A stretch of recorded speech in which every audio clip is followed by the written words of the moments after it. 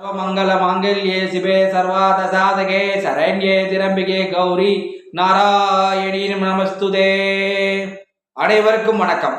இந்த காணொளியில் நாம் காண இருப்பது கடன் எப்போது தீரும். இந்த காணொளியை கடன் எப்போது தீரும் இந்த காணொளியை முழுமையாக பாருங்க. கடன் எப்போது தீர்மானது கரெக்டா இந்த காலகட்டம் ஒருத்தர் கடன் பட்டிருந்தாருன்னா அந்த காலகட்டம் கண்டிப்பாக அவர் தீரும். இதே போல் கடன் தீர்ந்தவர்களும் இந்த காலம் தீர்ந்திருக்கும் ஆமாங்கிறத ஒரு கமெண்ட் பண்ணுங்க. காணொலியை முழுமையா பாருங்க. ஓகேவா? எப்போது கடன் வரும்? 6ஆம் அதிபதியுடைய திசா காலங்கள், 6வது புக்தி காலம், 6ஆம் இடத்தில் உள்ள கிரகங்கள். 6ஆம் இடம் என்ன? லக்கணம் லான்னு போட்டிருக்கும்ல, அதுல இருந்து 6ஆம் இடம் லக்கணம் லா, அதாவது நம்முடைய முதல் அடுத்து 2ஆம் இடம் 3, 4, 5 அந்த 6ஆம் இடம் எந்த ராசியாக வருதோ அந்த வீட்டின் அதிபதியின் வழியாகவும் அந்த வீட்டில் உள்ள கிரகங்களின் வழியாகவும் ஜாதகருக்கு கடன் போன்ற பிரச்சனைகள் ஏற்படும். அவருடைய தசாபதி காலங்களில் இன்னொன்று ஒருத்தருக்கு இந்த தசாபதி காரணம் கிடையாது. இன்னொன்று கடனாலே ஒரு அகப்புறா என்றால் அதற்கு லக்னாதிபதியை விட 6ஆம் அதிபதி வலுப்பெற்றிருப்பது. லக்னாதிபதியை விட 6ஆம் அதிபதி வலுப்பெறும் போதும் லக்னத்தை விட 6ஆம் இடம் வலுக்கும் போதும் ஜாதகருக்கு வாழ்நாள் போதும் கடன் போன்ற பிரச்சனைகள் இருக்கும். இப்ப தெளிவாக புரிஞ்சுக்கோ. உங்களுக்கு 6ஆம் இடம் தான் கடனை கொடுக்குதுன்னு தெரியும். அதான் துர்ஸ்தானம். அந்த 6ஆம் இடம் தான் கடனை கொடுக்கும். எப்போது கடன் தீரும்? 6ஆம் இடத்துக்கு 6ஆம் ஒரு துர்ஸ்தானத்துக்கு இன்னொரு துர்ஸ்தானம் இருக்கக்கூடிய அந்த 6க்கு இந்த 6க்கு 6ஆம் 6, 7, 8, 9, 10 இந்த 11ஆம் அதிபதியின் மூலியமாகவும் 14 தசாபுத்தி காலங்களும் 14 கிரகங்களின் வழியாக லாபம் கிரகங்களின் வழியாக கடன் தீரும்.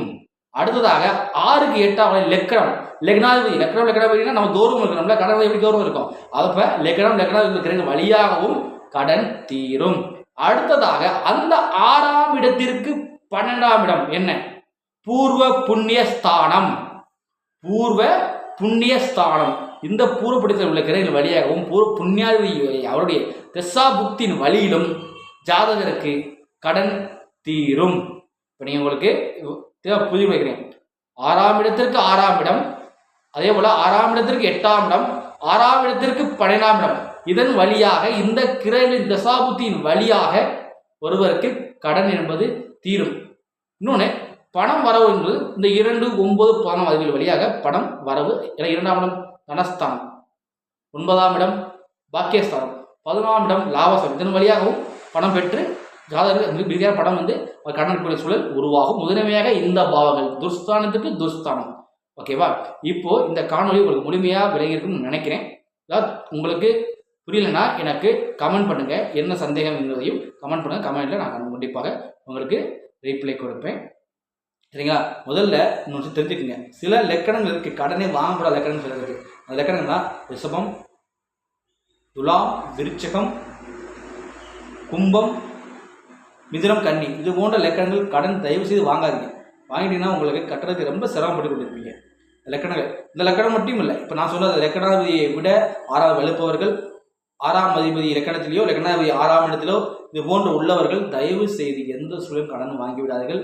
கடன் வாங்கிவிட்டால் உங்களால் மீள்வது மிக கடினமான விஷயம். இந்த கடன் தீர்வதற்கான ஒரு பரிகாரத்தையும் நான் உங்களுக்கு இந்த காணொளியில் சொல்கிறேன். கடன் தீர்வதற்கு தேய்பிர அஷ்டமி அன்னைக்கு கால பைரவரை வழிபாடு செய்யுங்கள். கால பைரவர் வழிபாட்டு முறை செய்யும் போது கண்டிப்பாக அந்த கால பைரவர் உங்களுடைய கடனை தீர்த்தக்கூடிய வழியை கொடுப்பார். நான் என்னுடைய வாடிக்கையாளர்களுக்கு இந்த முறை தான் சொல்லிக் கொண்டிருக்கேன். கண்டிப்பாக இந்த முறை வழியாக அவருக்கு நல்ல முன்னேற்றம் ஏற்படுது வாடிக்கையாளர் சொல்கிறார்கள். நீங்கள் தேய்பிரை அஷ்டமி அன்னைக்கு கால பைரவர் வழிபாடு செய்யுங்கள். உங்கள் கடனை நீக்கி இன்பபுற வாழ்வீர்கள். நன்றி, வணக்கம், வாழ்க வளமுடன். திருக்குறிப்பு தொண்டன் ஜோதி நிலையம் காரைக்குடி. எல்லாரும் எல்லா வளமும் பெற்று பல்லாண்டு வாழ்க.